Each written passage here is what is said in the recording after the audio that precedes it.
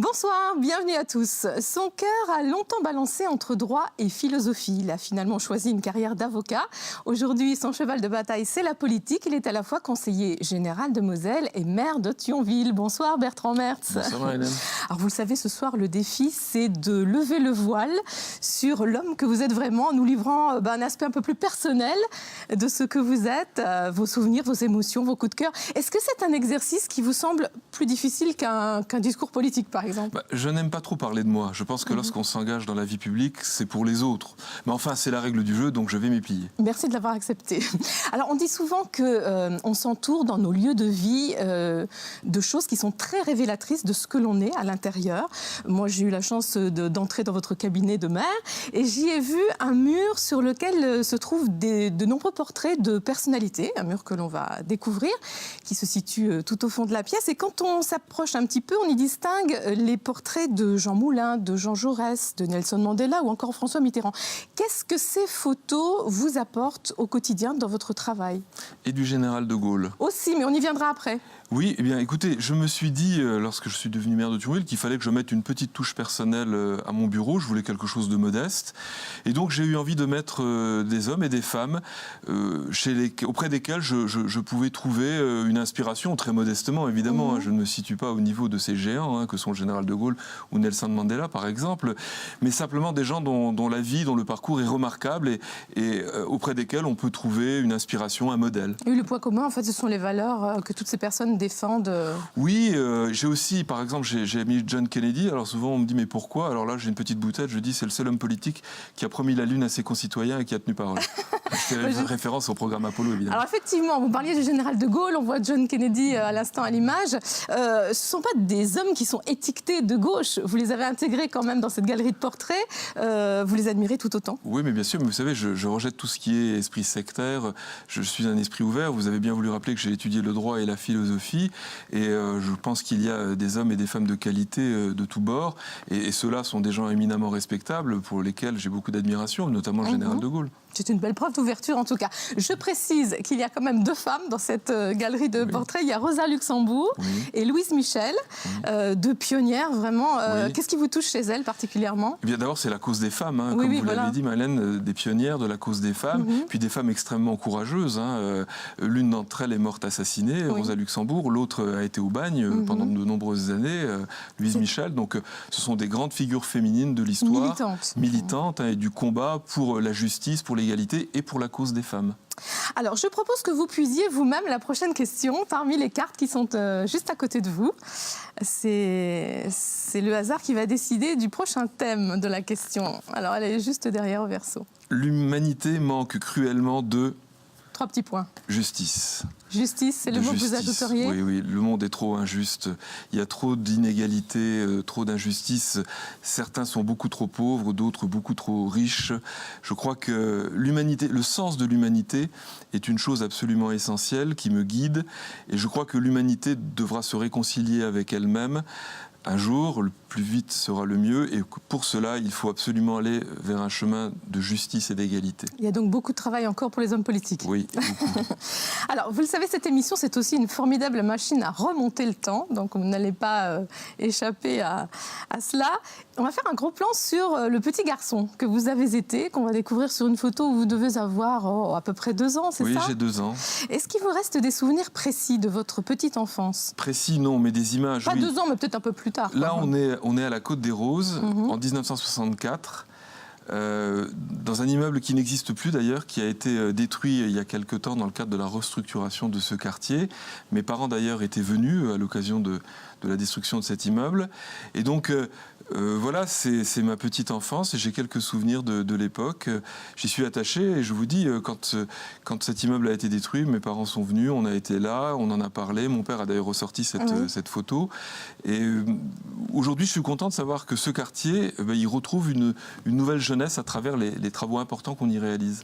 Alors, ce petit garçon là qu'on a découvert, peut-être un peu plus tard, est-ce qu'il rêvait à d'autres métiers qu'avocat ou homme politique ? Est-ce qu'il voulait être pompier, cosmonaute, ou je sais pas, Ouais. Oui, astronaute. Vous savez, à ce moment-là. je suis né en 1962. Dans la nuit du 20 au 21 juillet 1969, quand Neil Armstrong et Buzz Aldrin ont marché sur la Lune, à 3h54 GMT, oui, je connais l'heure précise, donc il était presque 5h du matin en France, mon père m'avait réveillé, pourtant j'avais 7 ans, et je l'ai vu. Et donc j'étais très impressionné par ça. C'est pour ça que j'ai mis aussi la photo de Kennedy dans mon bureau, parce que c'était une époque formidable, avec une ambition énorme. Vous imaginez aller sur la Lune, conquérir l'espace. Et donc, évidemment, à l'époque, je voulais être astronaute. Après, mes résultats en mathématiques m'ont fait penser qu'il était préférable de s'orienter dans une autre direction. Vous savez qu'à votre place, un autre invité vous a précédé, c'est Jean-François Clairvoy, qui est un astronaute bien connu aussi, et qui est originaire de Longeville-les-Metz, et qui a fait cette émission il y a quelques semaines, voire quelques mois. Alors, je l'ai rapidement évoqué au début de cette émission, votre cœur a balancé entre droit et philosophie. Qu'est-ce qui vous a fait finalement choisir la carrière d'avocat? L'envie de défendre, la justice, c'est le fil conducteur. Un avocat, c'est quelqu'un qui défend, qui essaie de rétablir le bon droit, de rétablir la justice. Et donc, j'avais vraiment envie de défendre. Puis, je pense que l'art oratoire aussi m'intéressait. Et donc, j'ai étudié d'abord le droit. Puis, alors que j'étais avancé déjà dans mes études de droit, j'ai commencé des études de philosophie. Et puis, je suis devenu avocat. Alors, on vous voit là en tant que jeune avocat. C'était tout au début de votre carrière. C'est ma maman qui m'a pris en photo avec ma robe, partant à une audience un jour. Et donc voilà, c'était très enthousiaste apparemment. Bah, oui, c'était un magnifique métier. Oui. Alors, justement, ce tissu noir que vous avez dans les bras, c'est votre robe. Oui. Elle est aussi ici en plateau avec nous. C'est l'objet symbole que vous avez souhaité apporter. On dit tout souvent que l'habit ne fait pas le moine, mais tout de même, quand on revêt cette tenue, est-ce qu'on ressent quelque chose de particulier? Bien entendu. Moi, j'ai prêté serment le 27 janvier 1988 devant la première chambre de la Cour d'appel de Paris. Et quand on revêt pour la première fois la robe d'avocat, on se sent, ça fait vraiment quelque chose de très fort. Et porter la robe, c'est un honneur, mais c'est aussi une mission, défendre, apporter une aide à quelqu'un qui est en difficulté, que ce soit un salarié licencié, que ce soit une famille en difficulté, que ce soit quelqu'un qui a affaire aussi avec la justice pénale. En tous les cas, ça fait partie de mon identité. C'est pour ça que lorsque vous m'avez demandé un objet, j'ai pensé à ma robe, parce qu'être avocat, même si je n'exerce quasiment plus aujourd'hui, compte tenu de mes fonctions de maire, je considère que ça fait partie de mon identité, parce que je me suis construit dans mes études de droit d'abord, et puis dans l'exercice de la profession d'avocat ensuite. Alors justement, parmi les nombreuses affaires que vous avez eu à traiter, il y en a une qui vous a laissé, je crois, un souvenir très fort. Oui. Vous allez nous expliquer pourquoi. C'est une affaire qui a été très médiatisée, c'est dans les années 90, je crois. Oui, dans les années 90, j'étais l'un des avocats du comité contre l'esclavage moderne. Et il se trouve que la première affaire qui est venue devant un tribunal correctionnel, c'était une nouveauté. On découvrait qu'il existait sur le sol de notre pays des petites jeunes femmes. En général, il s'agit presque toujours de jeunes femmes, réduites en état d'esclavage, notamment comme femmes de ménage, comme femmes à tout faire, ou aussi parfois dans des entreprises de confection, réduites en esclavage, c'est-à-dire payées 3 fois rien, voire rien du tout, vivant dans des conditions terribles. Alors en général, c'est systématique dans les dossiers, elles sont privées de leurs papiers. C'est comme ça que les esclavagistes les tiennent. Et là, c'était le cas d'une jeune malgache. Et donc, c'est le cas d'une jeune malgache qui avait été réduite en esclavage. Elle dormait par terre dans la cuisine, elle travaillait 18 heures sur 24, elle faisait tous les travaux ménagers, elle ne sortait quasiment jamais de la maison.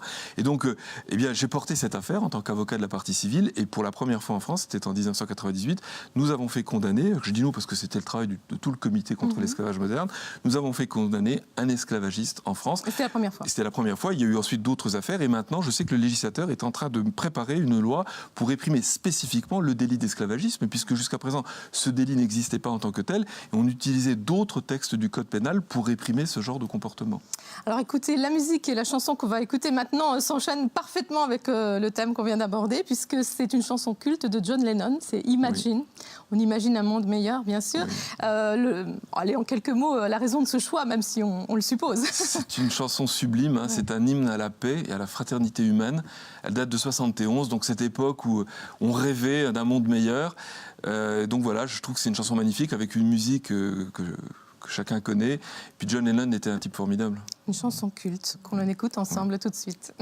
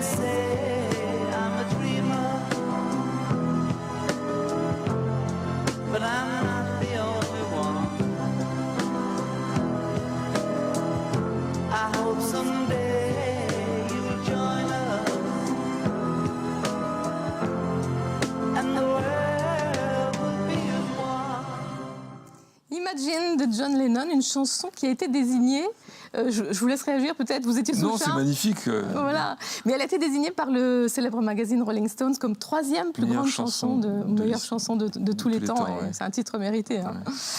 Alors, en parlant des États-Unis, parce qu'on parle de John Lennon qui a vécu et qui est malheureusement décédé un funeste 8 décembre 1980, on va rester à New York et regarder ensemble une photo, dans un contexte plus gai là, où vous êtes en compagnie de vos parents.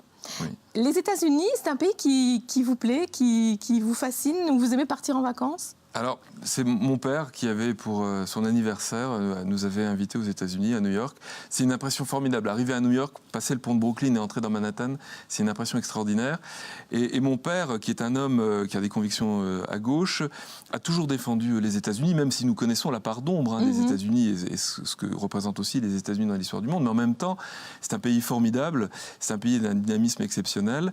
Et mon père me parlait, par exemple, de George Washington, de Thomas Jefferson, qui est 3e président des États-Unis, qui a vécu en France, d'Abraham Lincoln. Je pense qu'il y a un lien entre la France et les États-Unis qui est très fort. Et donc, sans ignorer aussi la part d'ombre des États-Unis, ce qu'ils peuvent représenter aussi parfois d'agressivité, c'est aussi un pays formidable qui a porter un message de liberté. Et je crois que ce lien qui existe entre la France et les États-Unis, nous devons le préserver et le cultiver. Alors, sur peut-être un peu plus futile, dans le quotidien, il y a des choses qui vous séduisent dans l'American Way of Life, je ne sais pas, des choses qu'on ne trouve pas chez nous, en France ou en Europe, ou que vous appréciez particulièrement sur le sol américain, je ne sais pas, nourriture ou non, pas la nourriture. Non, pas la nourriture. Non, mais j'ai trouvé, alors à New York, j'ai trouvé que les Américains, en tous les cas les New-Yorkais, étaient moins stressés que les Français. Je pense qu'ils prennent la vie d'une manière finalement plus positive. J'en parlais peut-être tout à l'heure, je pense que la France est un pays un peu en dépression. Et les Américains, qui connaissent aussi de graves difficultés économiques, qu'il ne faut pas sous-estimer, ont l'air de prendre les choses de manière toujours plus volontaire et plus positive. Et c'est toujours la célèbre phrase, c'est Kennedy, je crois, qui disait « Ne pensez pas à ce que votre pays peut faire pour vous, mais ce que vous pouvez faire pour votre pays. » On va laisser le hasard décider une fois de plus de la prochaine question. À vous de la choisir parmi les cartes. Qu'appréciez-vous le plus chez vos amis ? Eh bien, qu'ils soient des amis. Ah oui, mais encore. Vous n'allez pas vous en tirer comme ça. Mais le propre de l'amitié, c'est qu'elle ne s'explique pas, qu'elle ne repose pas sur une argumentation, sur des raisons. L'amitié, c'est quelque chose de formidable. J'en parlerai peut-être tout à l'heure à propos du livre que j'ai choisi. L'amitié, c'est ce qu'il y a de plus important, c'est-à-dire les relations humaines. Et donc, ce que j'attends d'un ami, c'est qu'il reste un ami. Et celui qui a été un ami, qui ne l'est plus, finalement, ne l'a jamais été. Car je crois que la vraie amitié résiste à tout. Mais écoutez, vous en parliez, parlons-en de ce livre que vous avez choisi. C'est ce choix littéraire qui est avec nous sur la table. C'est un petit livre, petit par le nombre de pages, une centaine de pages, mais un grand livre par le texte qui vous a laissé là aussi un souvenir très fort. Alors, expliquez-nous pourquoi ce livre parmi tant d'autres que vous avez lu sans doute. Alors oui, bien sûr, c'est un livre bouleversant qui date de 71. Fred Ullman est un auteur qui n'est pas très connu. Et ce livre est bouleversant, il raconte l'histoire de deux amis, Hans Schwartz et Konrad von Hohenfels. L'un est juif, l'autre issu de la grande aristocratie allemande. Ils deviennent amis au collège avant l'arrivée du nazisme. Et puis leur amitié va évidemment être totalement bouleversée au point de... Ils vont se perdre de vue parce que le nazisme là et bouleverse les choses. Parce que l'auteur, lui, doit partir aux États-Unis. Et alors, Hans Schwartz doit partir aux États-Unis, il doit fuir, il est juif, il doit fuir. Et von Hohenfels, lui, adhère au parti nazi. Et donc ils se perdent à la fois physiquement, et ils se perdent même, évidemment, l'amitié ne peut pas survivre à cela. Et à la fin de la guerre, Hans Schwartz revient en Allemagne et on lui donne une liste sur laquelle est indiqué ce que sont devenus ses anciens amis. Et il n'ose pas regarder ce qui est devenu Konrad von Hohenfels. Parce que la plupart ont été tués déjà. Et puis il se dit c'est tellement atroce ce qui s'est passé. Puis finalement il regarde et il voit, et c'est la phrase qui conclut le livre, von Hohenfels impliqué dans la tentative d'assassinat contre Hitler, exécuté. Et donc il retrouve son ami. Et je pense que ce que dit ce livre, c'est que finalement dans nos vies nous sommes brinque-ballés par nos histoires personnelles et par l'histoire en général, mais que l'essentiel ce sont les relations humaines, c'est l'amour et l'amitié, et que ça doit être plus fort que tout, et qu'on doit être capable de dépasser ce qui parfois peut nous diviser dans la vie parce que l'amitié est plus forte que ça. Et c'est donc un livre formidable sur l'amitié. Et ensuite, ce livre est suivi d'un deuxième livre qui s'appelle La lettre de Conrad, qui raconte la même histoire du point de vue de l'autre. Voilà. Et donc c'est bouleversant et c'est un hymne à l'amitié. Vous avez eu la gentillesse de me le prêter, comme il n'est pas très épais, j'ai pu le lire assez rapidement avant l'émission. Je peux témoigner que c'est un livre vraiment bouleversant. Alors on dit que c'est un chef-d'œuvre qui parle de rédemption et de pardon. Oui. Est-ce que ce sont des valeurs qui existent souvent en politique ? Pas suffisamment, sans doute. Rédemption, oui, parce qu'on en voit beaucoup qui chutent et qui, après, reprennent leur place. Alors, la rédemption, c'est une chose très importante. C'est-à-dire que la rédemption, c'est cette idée que finalement, personne n'est jamais perdu. Et que même celui ou celle qui a commis des faits graves peut toujours se racheter. Ensuite, en politique, il y a souvent cette espèce de brutalité qui, à mon avis, est un tort. Je pense que la vie politique dans notre pays est trop brutale, que les Français sont trop divisés, et que, notamment dans la situation dans laquelle se trouve notre pays et dans laquelle se trouve l'Europe tout entière, nous devrions plus rechercher des points de convergence. Là, je parle pour les politiques. Nous devrions essayer de nous rassembler davantage dans l'intérêt général, plutôt que finalement inventer souvent des motifs de division qui sont parfois relativement factices. Alors on va y revenir à la politique en parlant de votre vie politique à vous, à travers quelques images. Avant cela, on va écouter le second choix musical que vous avez fait. Bon bah là, avec la vie politique, ça s'impose un peu. C'est une chanson qui s'appelle Ma France, elle est de Jean Ferrat. Alors un mot ? Elle est sublime, hein, Ma France. D'abord, j'aime la France. La France est un immense pays. C'est un pays qui a fait l'histoire du monde. Je parlais tout à l'heure des États-Unis. Il n'y a que 2 pays qui parlent au monde, c'est-à-dire qui ont un message universel. Les États-Unis, liberté, en 1776, et la France, liberté, égalité, fraternité, en 1789. C'est pour ça que je dis qu'il y a un lien entre les deux. Et donc la France est un immense pays, mais c'est un pays qui a perdu confiance en lui-même. Les Français ont perdu confiance en eux-mêmes. Et je pense que nous ne sortirons de la crise qu'à la condition préalable de retrouver confiance en nous-mêmes, de voir ce qu'est la France, ce qui est sa force, et que nous avons tous les atouts, tout ce qui est nécessaire pour sortir de ce mauvais pas, pour peu que nous retrouvions confiance en nous et que nous soyons capables de nous rassembler davantage. Pour ça, il faut des leaders parfois très charismatiques et qui véhiculent le message. Oui, c'est exact. Mais en même temps, c'est le peuple français qui va résoudre les problèmes. Que chacun se prenne en main. C'est le peuple. C'est la phrase que vous citiez tout à l'heure de Kennedy. Avant de vous demander ce que votre pays peut faire pour vous, demandez-vous ce que vous pouvez faire pour votre pays. On va le dire bien haut et bien fort en écoutant Jean Ferrat, Ma France.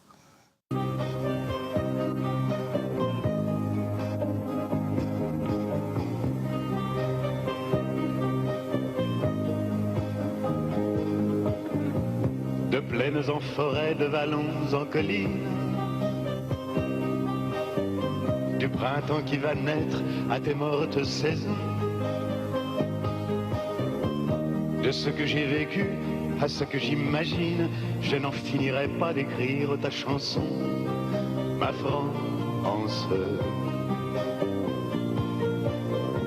Au grand soleil d'été qui courbe la Provence, des genêts de Bretagne aux bruyères d'Ardèche. Quelque chose dans l'air a cette transparence et ce goût du bonheur qui rend ma lèvre sèche. Ma France. Et c'était donc une parfaite introduction pour parler maintenant un petit peu de vos activités au quotidien, dans votre vie politique. On va commencer par une image assez classique, celle du début de votre mandat de maire, celle où on vous remet cette écharpe. C'était votre premier conseil municipal ? Alors, j'ai siégé dans l'opposition pendant 7 ans. Mais en tant que maire, je veux dire. Alors là, c'est le jour où je suis élu maire par le conseil municipal. C'est une grande émotion, devenir à 46 ans le maire de la ville où je suis né, où j'ai passé mon enfance, mon adolescence. Vous en aviez rêvé ? Oui, bien sûr. Moi, je suis très honoré et très heureux d'être maire de Thionville. C'est le plus beau mandat et c'était vraiment une grande émotion. Alors avant cela, vous avez eu d'autres mandats. Vous avez été conseiller régional de Lorraine, 98-2008, vice-président du conseil régional de Lorraine, de 2004 à 2008. Souvent, les hommes politiques disent que parmi tous les mandats qu'ils ont exercés, celui qui leur a donné le plus de bonheur, c'est celui de maire. Est-ce que vous êtes d'accord avec ça et pourquoi ? Mais parce que c'est d'abord le mandat où on est au plus près de ses concitoyens, puis c'est le mandat où on fait. C'est-à-dire on est dans le concret. On prend des décisions et puis on les voit se concrétiser. Je suis en ce moment avec toute mon équipe en train de bâtir un projet formidable qui est le 3e lieu. J'étais à Paris avant-hier, il y a quelques jours, pour recevoir le prix national d'excellence pour l'innovation culturelle pour le 3e lieu. C'est un formidable outil pédagogique et culturel pour les jeunes, pour tous les Thionvillois. C'est la nouvelle image de marque de Thionville. C'est formidable de porter on va en parler tout à l'heure. Un projet comme celui-ci. L'image qui suit va nous rapprocher d'une de vos passions, c'est le vélo. Dites-nous ce qui se passe sur cette image que l'on découvre. C'est une course, je crois, qui vous tient beaucoup à cœur. C'est pas une course, ce sont de jeunes Européens de nombreux pays d'Europe qui font une très grande balade à vélo avec un objectif de fraternité, de rapprochement entre les pays européens. Et moi, je vais tous les ans à leur rencontre à vélo et puis je reviens avec eux et puis je les accueille à Thionville et on fête ça et c'est un bon moment avec des jeunes Européens qui défendent cette idée d'une Europe fraternelle et une Europe des peuples. Alors sur l'image suivante, on va retrouver le conseiller général plutôt que le maire. Dites-nous dans quel contexte elle a été prise. Alors là, je suis allé à la rencontre de jeunes conseillers généraux juniors au collège de la Millière. Et j'ai été leur parler d'abord de ce que c'est qu'être conseiller général, qu'est-ce que c'est être élu. Et puis après, on a parlé de choses et d'autres. On a parlé de ce qui les intéresse. On a parlé de Facebook, par exemple. C'est-à-dire de tout ce qui les intéresse. Et pour moi, aller au contact de la jeunesse, c'est vraiment ce qui est le plus important. J'ai l'habitude de dire que de tout ce que je fais pour les jeunes, c'est quand même le plus important. La première responsabilité d'un élu, c'est de préparer l'avenir. Et on prépare l'avenir avec la jeunesse. Alors, vous parliez du troisième lieu, ce projet gigantesque qui va voir le jour, qui va se concrétiser à Thionville. Rappelez-nous rapidement en quelques mots de quoi il s'agit. C'est un équipement culturel qui va... Là, c'est la pose de la première pierre, je précise. Avec Aurélie Filippetti. Ça sera à la fois une bibliothèque, une médiathèque, salle de diffusion de musique actuelle, studio d'enregistrement, centre de conférences débat, salle numérique, il y aura l'office du tourisme, c'est un objet culturel qui donne envie d'apprendre, qui donne envie d'aller vers la connaissance et vers la culture. Et je crois que vraiment, on avait besoin de ça. On était la dernière ville de Lorraine, des 4 villes du Sillon Lorrain, à ne pas avoir un grand équipement culturel qui donne à la ville un rayonnement bien au-delà des limites de la ville. Et donc, je crois qu'on avait besoin. Et on a donc reçu, il y a quelques jours, ce prix national. Donc, je crois que c'est vraiment une grande reconnaissance pour tout le monde. Une date pour quand tout sera fini, Inauguration septembre 2014. C'est noté. Un petit coup d'œil rapidement sur une fête conviviale dans vos murs à la mairie de Thionville. De quoi s'agit-il ? C'est la fête des mères. J'ai l'habitude tous les ans de recevoir toutes les mamans agents de la ville de Thionville pour leur remettre une rose et puis pour leur dire que nous les hommes, nous n'oublions pas tout ce que nous vous devons à vous les femmes. Ça c'est gentil. Alors vous parliez tout à l'heure de proximité avec les gens. Oui. Quand il y a la fête des voisins, la célèbre fête des voisins, vous allez vous déplacer dans tous les quartiers. On a 2 images où on va vous voir proche des gens justement. Oui. Je vais à la fête des voisins. Il y en a, alors la plupart ont lieu le même jour mais d'autres sont différés et donc je vais rencontrer les voisins et c'est un moment de bonheur que d'être plus proche de mes concitoyens. Le bonheur du métier de maire, c'est d'être au milieu des habitants de sa ville et puis de faire avec eux. C'est-à-dire qu'aujourd'hui, la principale force de la ville, c'est d'abord ses habitants. Ce sont eux qui impulsent cette dynamique. Un petit clin d'œil à votre épouse, Laurence, qui est sur une très jolie photo où on vous voit ensemble. Ça, c'était il y a quelques jours, c'était la course des Dames de Cœur contre le cancer du sein. Ma femme y a participé et puis à un moment donné, j'ai fait cette photo avec elle parce que on est un couple uni avec nos 2 enfants et puis je trouve que c'est une superbe photo. Antoine et Raphaël. Antoine et Raphaël, 12 ans et 7 ans. D'accord. On termine avec une photo où vous êtes en compagnie d'un grand homme, on peut le dire en ces termes-là, avec Stéphane Hessel, que vous avez eu la chance et le privilège de rencontrer. Vous avez parlé avec lui. Quels souvenirs vous en gardez ? Écoutez, j'avais demandé à mon ami Claude Frisoni, qui le recevait à Luxembourg, de m'inviter. On a passé près de 2 heures ensemble. On a parlé de grands sujets internationaux, notamment. Écoutez, c'est bouleversant. Il avait 94 ans à l'époque, une vivacité d'esprit, et puis surtout un cœur immense. C'est-à-dire, jusqu'au bout, cet homme a travaillé, s'est battu pour la fraternité universelle, pour faire avancer les causes de la justice, du progrès. Il est malheureusement décédé il y a quelques mois. Il se trouve que le jour où il y a eu une réunion à Paris, à la Bastille, à sa mémoire, j'étais justement à Paris, donc j'y étais. Pour ceux qui... Pardon, je vous en prie. Non, pour ceux qui peut-être ne connaîtraient pas Stéphane Hessel, mais bon, il ne doit pas être nombreux. Il était ambassadeur, résistant, écrivain, militant politique. Bien sûr, il a été déporté. Auteur du célèbre manifeste Indignez-vous. Voilà. Malheureusement, l'émission se termine déjà. Et je vais vous demander quelle est la phrase que vous avez choisi d'écrire dans notre livre d'or avant de quitter ce studio. Voilà, je vous tends le livre d'or. Vous allez choisir la page que vous souhaitez. Alors, c'est une phrase du philosophe anglais George Bernard Shaw. Et non pas de Vanessa Paradis. Et non, alors elle a été reprise par Vanessa Paradis. Elle avait même été reprise dans un discours par John Kennedy, mais elle est bien de ce philosophe. C'est la suivante. Certains voient les choses telles qu'elles sont et se demandent pourquoi. Moi, je les imagine telles qu'elles pourraient être et je me dis pourquoi pas. C'est une bien jolie phrase, en tout cas. Vaste programme, comme on le disait tout à l'heure, pour les hommes politiques. Rêver le monde, un monde meilleur et le concrétiser. Exactement. Merci beaucoup, Merci Bertrand Mertz, d'être venu participer à cet entretien assez particulier. Et on vous retrouve bien sûr dans d'autres contextes plus politiques, ceux-là. Et en ce qui nous concerne, eh bien, on se rejoint bientôt dans le cadre de Vous à moi avec un autre invité.